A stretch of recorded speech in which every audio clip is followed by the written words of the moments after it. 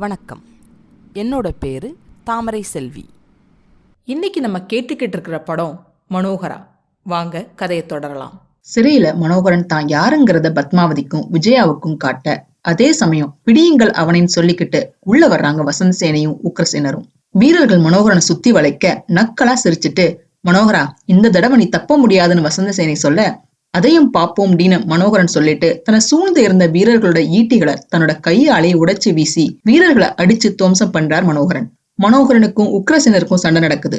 ஓட முயல்ற உக்ரசேனரை தள்ளி விட்டுட்டு வசந்த சேனை மேல ஈட்டிய பாய்ச்ச போற சமயம் பத்மாவதி மனோகரான்னு கூப்பிட மனோகரன் அப்படியே ஸ்டாப் ஆயிடுறார். அந்த சமயத்துல உக்ரசேனர் கத்திய எரிய அது மனோகரனோட கையில பாஞ்சிடுது. இதுல முட்டாள் மன்னர் கிடையாது, முட்டாள் பத்மாவதி தான். இப்படி ஒரு அரசி எந்த நாட்டுக்கும் இருக்கக்கூடாது, இந்த மாதிரி ஒரு அம்மா எந்த மகனுக்கும் இருக்கக்கூடாது. வசந்த சேனை பிடியுங்கள் இவனைன்னு ஆணையிட வீரர்கள் அவரை சூழ இப்படி நிலைமை தலைகீழா மாறினதை பார்த்து மனோகரன் விரக்தியா தன்னோட கையில இருந்த ஈட்டிய தூக்கி வீசிட்டு அவங்க அம்மா கிட்ட போறார். மகனோட நிலைமை பார்த்து கண்ணீர் வடிக்கிறாங்க பத்மாவதி. அவங்க அம்மாவை பார்த்து எல்லாம் நாசமாயிடுச்சு அம்மான்னு சொல்ல, அதுக்கு வசந்த சேனை, அதுக்கும் நாள் குறிச்சு இருக்கேன் மனோகரா, அந்த மகத்தான சந்தர்ப்பம் நாளை காலையில ராஜ மாளிகையில உன்னோட குழந்தைக்கு மரணாபிஷேகம்னு சொல்ல விஜயா அதை கேட்டு பதறாங்க. அம்மா, அப்பா சிறையில அடைக்கப்பட்டுட்டார், உங்களோட ஆணைய மீற முடியாம இந்த பாதகியோட உத்தரவுக்கு பணிஞ்சு இந்த பாவியோட கையாலேயே அப்பாவை பாதாள சிறையில போட்டேன்னு மனோகரன் சொல்லிக்கிட்டு இருக்க வசந்த சேனை மனோகரனை இழுத்துட்டு போக ஆணையிடுறாங்க. அவரை வீரர்கள் இழுத்துட்டு போக, அப்பா உண்மையை புரிஞ்சுக்கிட்டார், உங்களையும் என்னையும் காண துடிக்கிறார், செஞ்ச கொடுமைகளை நினைச்சு கண்ணீர் வடிக்கிறார், கலங்கி தவிக்கிறார் அம்மான்னு கத்திக்கிட்டே போறார் மனோகரன். அதே சமயத்துல குகையில கேசரிவர்மரும் சத்தியசீலரும் காத்து இருக்க குதிரையோட குளம்படி சவுண்ட் கேக்குது. உடனே சத்தியசீலர் சந்தோஷமா, ராஜபிரியன் தான் பாண்டிய நாட்டு சேனைகளோட வர்றான்னு சொல்றார். உடனே கேசரிவர்மர், நீங்க புறப்படுங்க, நானும் வரேன்னு 2 பேரும் கிளம்புறாங்க. கேசரிவர்மர் தன்னோட அரூப உருவத்தோட கிளம்புறார். பாண்டிய சேனைகள் பாஞ்சோடி வருது.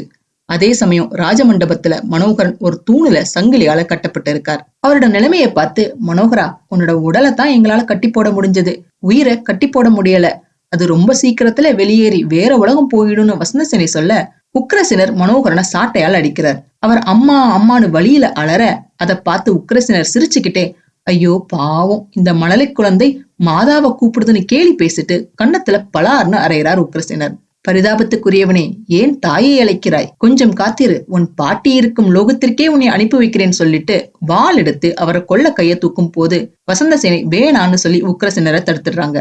முதல்ல குழந்தை, பிறகு மனோகரன். அவனோட கண்ணுக்கு முன்னால அவனோட கண்மணியை கொல்லணும்னு வசந்த சேனை சொல்லிட்டு அட்சயன் கிட்ட குழந்தைய கொண்டு வான்னு ஆணையிட மனோகரன் அதை கேட்டு துடிக்கிறார்.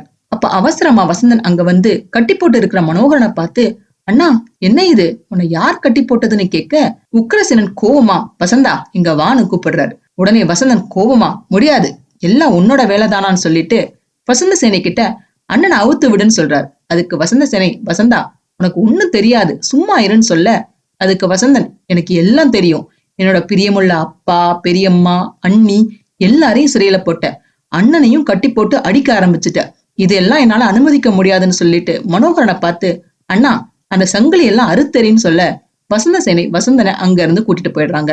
அவர் ஒரு ரூமுக்குள்ள கூட்டிட்டு போய், வசந்தா எல்லாம் உன்னோட நன்மைக்காக தான் செய்யறேன்னு வசந்த சேனை சொல்ல, அண்ணனை கட்டி போட்டு கொள்றது தம்பியோட நன்மைக்காகவான்னு அவர் கேட்க, அதுக்கு வசந்த சேனை ரொம்ப பதவிசா, அண்ணே நீ ராஜாவாக வேணாமான்னு கேட்க, ராஜாவா, வேணவே வேணாம், அப்புறம் ஒன்னாட்டம் ஒரு ராணி வந்து சிறையில போட்டுடுவா, செத்தாலும் சாகுறேன், அந்த சிம்மாசனம் வேண்டான்னு வசந்தன் சொல்ல, அதை கேட்டு தலையில அடிச்சுக்கிட்டு, ஐயோ எல்லாம் என் தலைவிதின்னு வசந்த சேனை அந்த ரூமுக்குள்ள வசந்தனை போட்டுட்டு போயிடுறாங்க. சிறையில அந்த குழந்தையை வாங்க வந்த வீரர்கள் கிட்ட பத்மாவதி, இந்த சின்னஞ்சிறிய சிசு என்னப்பா குற்றம் செஞ்சது, எந்த குற்றமும் செய்யலையேன்னு மன்றாட, அதுக்கு அந்த வீரன், அதெல்லாம் எங்களுக்கு தெரியாது, மகாராணி உத்தரவுன்னு சொல்றார். யாரடா மகாராணி, போ வெளியே, என்னோட குழந்தையை கேட்க நீங்க யாரு, அந்த பத்திரகாளி கிட்ட போய் சொல்லுங்க, பாண்டிய நாட்டு ராஜகுமாரி தான் பெற்ற பைந்தமிழ தர மறுக்கிறான்னு, துணிவிருந்தா நேருக்கு நேரா போரிட்டு பெற்றுக்கொள்னு சொல்லுன்னு கோவமா விஜயா சொல்ல, அதுக்கு பத்மாவதி பொறுமையா இருன்னு சொல்றாங்க. அதை கேட்ட விஜயா, அத்தை அந்த கொலைகாரன் கிட்ட என்னோட குழந்தைய கொடுத்துட சொல்றீங்களா, குஞ்சுகளை கொல்ல வட்டமிடும் பருந்துகளை எதிர்த்து கோழிகள் கூட போராடுமே அத்தை, அவைகளை விட தாய்மை உணர்ச்சி அற்றவளா நான், என்னை கொன்னுட சொல்லுங்க, நான் இறந்த பிறகு என்னோட ஜீவ ஓவியத்தை எடுத்துக்கிட்டு போகட்டும்னு சொல்லி பத்மாவதி கையில இருந்த குழந்தைய வாங்கி அணைச்சுக்கிறாங்க விஜயா. ஆனாலும் அந்த வீரர்கள் விஜயா கிட்ட இருந்து குழந்தைய பருங்கிட்டு போக அந்த அதிர்ச்சியில விஜயா அத்தைன்னு கூப்பாடு போட்டபடி மயங்கி விழுந்துடுறாங்க. குழந்தைய தூக்கிட்டு போனவங்க பின்னாடியே பத்மாவதி போக அவங்கள வீரர்கள் சூழ்ந்தாலும் அவங்கள எதிர்த்துட்டு போயிடுறாங்க பத்மாவதி.